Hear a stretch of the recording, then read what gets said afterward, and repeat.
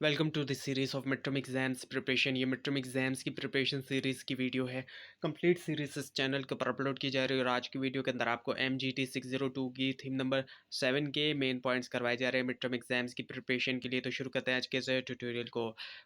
Title जो है इस थीम का वो है entrepreneurship and creativity. What is innovation? Innovation क्या है? इनोवेशन को कुछ इस तरीके से डिफाइन किया जाता है कि मेकिंग अ प्रोडक्ट और service better, faster, cheaper, greater satisfaction end of greater value. यानी कि बनाया जाए प्रोडक्ट या सर्विस को बेटर बनाया जाए, फास्टर बनाया जाए, तेज़ बनाया जाए, चीपर बनाया जाए, सस्ता भी बनाया जाए। ये भी इनोवेशन के अंदर होता है। सेटिस्फेक्शन उससे ज़्यादा मिले और या फिर वैल्यू उससे जो है वो ज़्यादा मिले। ये होता है इनोवेशन। सो कंपनी की जो है कैपेबिलिटी के इम्प्लीमेंट किया जाए रेंज ऑफ कोऑर्डिनेटेड एक्शंस और स्ट्रेटजीज। और पर्पस क्या होता है? डेवलप करना और डिलीवर करना न्यू प्रोडक्ट और सर्विस न्यू या फिर एग्जिस्टिंग मार्केट तक इस तरीके से कि जो आउट परफॉर्म कर दे कॉम्पिटिटर्स के मुकाबले में बेटर हो।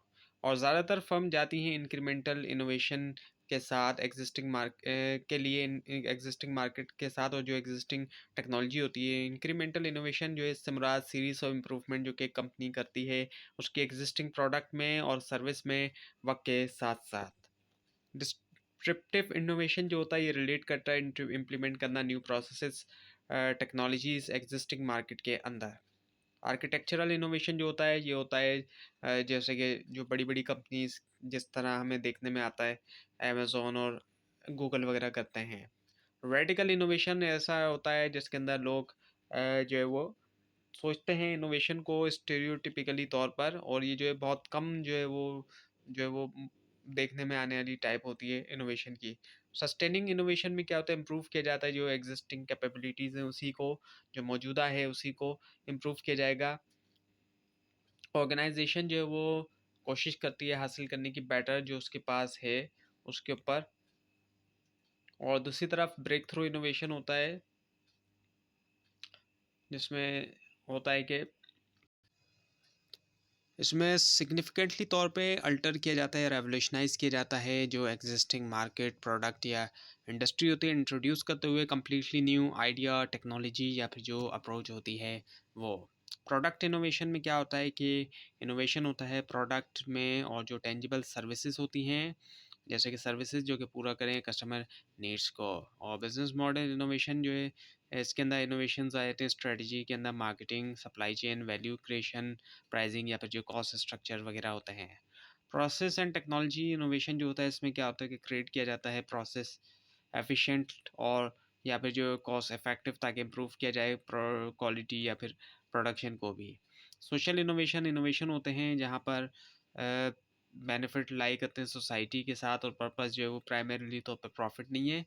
इसमें शामिल है इनोवेशन जो है होना एजुकेशन के अंदर, पॉवर्टी रिडक्शन के अंदर, गुर्बत का ख़ात्मा, और इसके अलावा इक्वल अपॉर्चुनिटीज़ का होना, हेल्थ का, पॉल्यूशन को जो भी आलूदगी उसमें कमी करना, प्लास्टिक का यूज़ उसके अंदर कमी लेकर आना, ग्रीन ट्रेंड्स होना। मार्केट पुल इनोवेशन ये ओरिजिनेट होता है मार्केट से, इसलिए इसको मार्केट पुल इनोवेशन कहते हैं। इनिशिएट होता है एक स्पेसिफिक कस्टमर रिक्वेस्ट की तरफ से। और लास्टली जो है वो टेक्नोलॉजी पुश इनोवेशन है जो कि नतीजा होता है न्यू टेक्नोलॉजी का, जिसके लिए सुइटेबल एप्लीकेशन पॉसिबिलिटीज़ जो है वो सॉर्ट होती हैं और इम्प्लीमेंट उनको किया जाता है। Now what is creativity? Creativity क्या है? ये जो है वो है जो कि डिस्टिंग्विश करता है ह्यूमंस को दूसरे क्रिएचर्स से, ह्यूमंस को मुख्तलिफ बनाता है दूसरी मखलूक़ात से। इसको हम जो है वो ये क्रिएटिविटी है।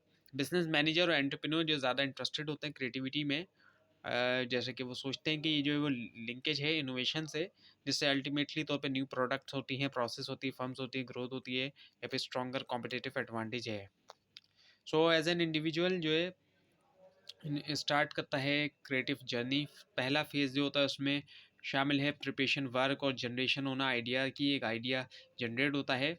और फर्स्ट स्टेज के अंदर जो है क्रिएटिव प्रोसेस की ब्रेन जो है वो यूज़ करता है उसकी मेमोरी ताकि हासिल करे नॉलेज भी और इन्फॉर्मेशन जो है पास एक्सपीरियंस के हवाले से, ताकि जनरेट करे नोवेल आइडिया। और जब एक इंडिविजुअल जो है वो हो जाता है डन एक्टिवली थिंकिंग के साथ क्रिएटिव आइडिया के बारे में, वो उसको देता है अपफ्रंट टाइम। और ये वो स्टेजेस होती हैं जहाँ पर वो उसको जाने देता है कुछ वक्त के लिए, और ये इंक्यूबेशन जो है वो खिलाया जाता है। इंक्यूबेशन के बाद एंटरप्रेन्योर एंटर होता है इनसाइड स्टेज में, जो कि कभी कभी कहलाया जाता है एलिमिनेशन स्टेज। एक स्टेज होती है आहा मोमेंट की, और जहाँ पे इंडिविजुअल हासिल करता है यूरिका एक्सपीरियंस। सो यूरिका एक्सपीरियंस से मुराद एक मोमेंट होती है सडन या अनएक्सपेक्टेड रियलाइजेशन या डिस्कवरी की। सो जब आइडिया इमर्ज हो जाता है, ये इंटर होता है वैल्यूएशन स्टेज में। ये स्टेज होती है जहाँ पे वैलिडेट किया जाए आइडियाज़ को और वेट दिया जाता है उसको अल्टरनेटिव्स के अगेंस्ट। और एक इंडिविजुअल जो है वापस जा सकता है और देख सकता है कि क्या करंट वर्जन जो है उसके आइडिया को वही है जो उसने इनिशियली तौर पे इमेजिन किया था। एलेबोरेशन फाइनल स्टेज होती है क्रिएटिव प्रोसेस की, और कभी कभी कहलाया जाता है वेरिफिकेशन स्टेज भी। और ये स्टेज होती है जब हार्ड वर्क जो है वो ज़रूरी होता है ट्रांसफॉर्म करने के लिए आपके आइडियाज़ फिजिकल प्रोडक्ट या सर्विस के अंदर। The barriers to creativity and innovation, जो बैरियर्स होते हैं, फिजिकल बैरियर्स जो होते हैं इसमें पर्सनैलिटी और बिहेवियर बैरियर्स आते हैं। सोशल प्रेशर है या lack of passion, lack of direction, fear of failure और प्रायर एजम्पशन लेना, ये भी आ जाता है। पर्सनैलिटी और बिहेवियर जो है वो मेजर बैरियर भी हो सकता है क्रिएटिविटी और इनोवेशन के लिए। और कुछ लोग जो है वो रिस्क टेकर नहीं होते, वो चाहते हैं कि इंटर हो मार्केट में कोजल या सिंपल प्रोडक्ट के साथ। सोशल प्रेशर जो है वो दूसरा बैरियर होता है क्रिएटिव आइडिया के लिए। एक एंटरप्रेन्योर जो है वो आता है सोशल प्रेशर के अंदर जब वो ट्राई करता है कि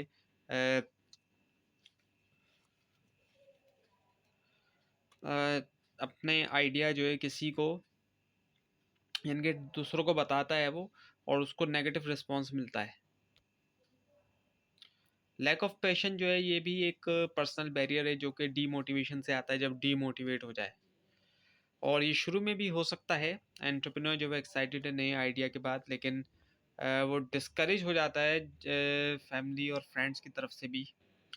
उनकी तरफ से ज़ाहिर बात है वो डिस्कस करने के बाद वो डिस्करेज हो जाता है, मोटिवेशन मिलने के बजाय वो डीमोटिवेट हो जाता है। सो वो लेस पैशनेट भी होता है अपने क्रिएटिव आइडिया के बारे में। और लैक ऑफ डायरेक्शन का होना, डायरेक्शन की कमी होना, ये भी एक रुकावट बनती है एंटरप्रेन्योर की क्रिएटिविटी और इनोवेशन में। सो अगर एक एंटरप्रेन्योर की पर्सनैलिटी इनकन्सिस्टेंट होती है और नहीं हो एक प्रॉपर डायरेक्शन में, इससे वो गुमराह हो जाता है, जो सही डायरेक्शन है उससे वो गुमराह हो जाता है। सिर्फ एक फोकस पर्सन जो है वो ही सोच सकता है क्रिएटिवली तौर पर। फेयर ऑफ फेलियर भी बहुत बड़ा, जाहिर बात है, एक डर जो होता है कि फेल हो जाने का डर, वो भी बहुत बड़ा बैरियर है इनोवेशन और क्रिएटिविटी के लिए एंटरप्रेन्योरशिप के अंदर। फेयर ऑफ फेलियर से एंटरप्रेन्योर जो है वो प्रायर एजम्पशन करके बैठ जाता है, पहले से ही एजम्पशन कर लिया उसने, और वो अज्यूम करता है कि उसको नहीं मिलेगी इन्वेस्टमेंट, रिसोर्सेज, कस्टमर या फिर टीम के वो वर्क कर सके उस आइडिया के ऊपर। कल्चरल बैरियर, ज़ाहिर बात है कल्चर हर कंट्री का और इवन के डिफरेंट सिटीज़ में भी डिफरेंट होता है, तो कुछ कल्चर ऐसे होते हैं वो बैरियर भी बन जाते हैं। उनमें कुछ ऐसी चीज़ें शामिल होती हैं, एक्चुअली पूरा कल्चर तो नहीं, लेकिन ज़ाहिर बात है कल्चर में कई सारी चीज़ें ऐसी शामिल होती हैं वो बैरियर होती हैं। जैसे कि लैक ऑफ ट्रेनिंग का होना, मिसगाइडिंग इंस्ट्रक्शन होना, लोगों की तरफ से मिसगाइड किया जा रहा है, मोटिवेशन नहीं हो रही, लोग ऐसे हैं आसपास के जो मोटिवेट करने के बजाय वो डीमोटिवेट कर रहे हैं। और इवन के अगर कुछ वो अपने कल्चर से जुड़े कुछ लोगों को अगर वीडियोस भी देखें तो वहाँ पे भी कुछ ऐसे लोग उसको देखने में मिलते हैं जो उनको देख के भी डिमोटिवेशन ही होती है। लैक ऑफ बेसिक एबिलिटी, जो बेसिक एबिलिटी है उसकी कमी होना, एक्सेस ऑफ रिसोर्सेज की कमी होना। कल्चर को हम डिफाइन करें तो इसको डिफाइन किया जाता है शेयर वैल्यूज़, बिलीव्स और प्रैक्टिसेस के तौर पर लोगों की। शेयर्ड वैल्यूज़ होती हैं, बिलीव्स होते हैं, प्रैक्टिसेस होते हैं लोगों के। वो चीज़ें होती हैं जो हम देखते हैं एक जैसी पाई जाती हैं, वैल्यूज़ एक जैसी, लोगों के बिलीव्स एक जैसे, प्रैक्टिसेस एक कल्चर के अंदर हम देखते हैं। लैक ऑफ ट्रेनिंग जो है वो बैरियर, ये भी बैरियर होता है क्रिएटिविटी का, क्योंकि इंडिविजुअल नहीं जानता कि कैसे वो सोचे और क्या एक्चुअली जो ऑर्गेनाइजेशन जो है वो नीड हिम, ज़रूरत है ऑर्गेनाइजेशन को उसके बारे में सोच, यानी कि ऑर्गेनाइजेशन क्या नीड करती है, उसको किस तरह की सोचने का की ज़रूरत है ऑर्गेनाइजेशन के हिसाब से। इंस्ट्रक्शन जो होती है कि किस तरह का डेटा जो है वो ज़रूरी होता है उसको कम्युनिकेट किया जाता है क्लियरली। और एज मिस गाइड इंस्ट्रक्शन नतीजा हो सकता है टोटली डिफरेंट आइडिया और फिर वेस्टेज भी हो सकता है टाइम की। और जो दूसरा बैरियर है क्रिएटिविटी का वो लैक ऑफ मोटिवेशन है। और अगर एंटरप्रेन्योर खुद से क्रिएटिव है लेकिन वो अनेबल है कि मोटिवेट करे दूसरों को टीम में, ये रोकेगा क्रिएटिविटी को। और अगर एंटरप्रेन्योर के पास नहीं है बेसिक एबिलिटी कि वो क्रिएटिवली सोच सके, सो वो नहीं प्रोड्यूस कर सकेगा कोई भी यूनिक आइडियाज़ को भी।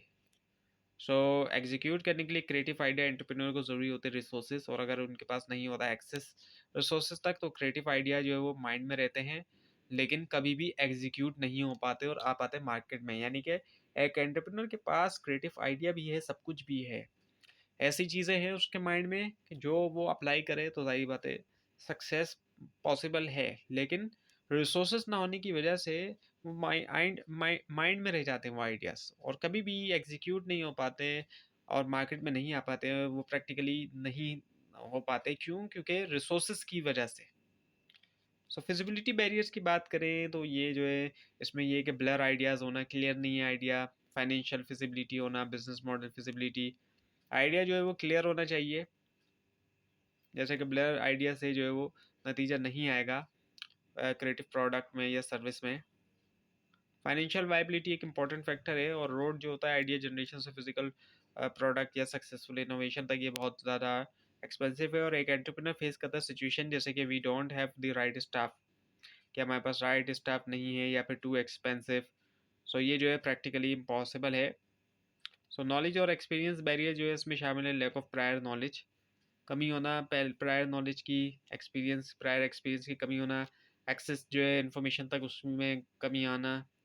सो प्रायर नॉलेज जो है डोमेन और एक्सपीरियंस की डोमेन के अंदर ये इन्हेंस कर सकता है, बढ़ा सकता है क्रिएटिविटी। सो जो कमी है नॉलेज की और एक्सपीरियंस की डोमेन की, ये रोक सकता है क्रिएटिविटी। और जितनी ज़्यादा आपके पास नॉलेज होगी फील्ड की, उतनी ज़्यादा आप सोचेंगे क्रिएटिवली तौर पर भी। सो जो रेगुलेटरी और प्रोसीजरल बैरियर उसमें शामिल है, laws and policies, registration process, और जो एक्सेस है रॉ मटेरियल और गवर्नमेंट पॉलिसीज तक। सो एक एंटरप्रेन्योर को एग्जीक्यूट करना होता है अपना आइडिया रूल्स के मुताबिक, रेगुलेशंस, लॉज और पॉलिसीज के मुताबिक कंट्री के। So what makes entrepreneurial another perspective for on entrepreneurship. So क्या बनाता है एंटरप्रेन्योरियल, और जो दूसरा पर्सपेक्टिव है एंटरप्रेन्योरशिप के ऊपर। एंटरप्रेन्योरशिप के अंदर जो जनरल क्वेश्चन जो कि जहन में आता है सोचते हुए स्टार्ट करने के बारे में एक बिजनेस स्टार्टअप, वो ये कि कैसे स्टार्ट करें हम एक बिजनेस को। और एंटरप्रेन्योरशिप के जो एक्सपर्ट हैं वो बताते हैं कि जो मोस्ट इंपॉर्टेंट क्वेश्चन है वो है कि how does a business start, कैसे जो है वो स्टार्ट करते हैं एक बिजनेस को। और एक कॉजेशन अप्रोच जो है वो बताती है कि एंटरप्रेन्योर जो है फोकस करते हैं प्री डिफाइंड गोल के ऊपर, और फिर उनका एम होता है कि वो ऐसे मीन्स को ढूंढें ताकि उन गोल्स का तक वो पहुंच सकें, उस गोल तक पहुंच सके। और कोजल रेशनैलिटी आती है जब एक प्री डिफाइंड गोल जो है उसको सेट करता है entrepreneur given set of means या फिर रिसोर्सेज के साथ। और दूसरी तरफ जो है एक फ्लक्चुएशन अप्रोच जो है बताती है कि एंटरप्रेन्योर फोकस करता है मीन्स के ऊपर, मीन्स एट हैंड के ऊपर, और जो कि उनका एम होता है कि मटेरियलाइज किया जाए एक या ज़्यादा गोल के अंदर जो कि नेसेसरीली तौर पर प्रीडिफाइंड नहीं थे। सो जो इफेक्चुएशन है प्रोसेस उसके अंदर, सो तमाम एंटरप्रेन्योर शुरू होते हैं तीन कैटेगरीज के साथ मींस के। पहले एक है हु दे आर, वो कौन है, उनके ट्रेड्स, उनके टेस्ट्स और जो एबिलिटीज़ हैं, एंड व्हाट दे नो, और वो क्या जानते हैं, उनकी education, training, expertise, experience, and home they know, उनकी सोशल और प्रोफेशनल नेटवर्क्स। इफेक्चुएशन जो कि प्रिंसिपल्स है, सो 5 प्रिंसिपल्स हैं एज इफेक्चुएशन के जो कि दिए डॉक्टर सरस्वती ने।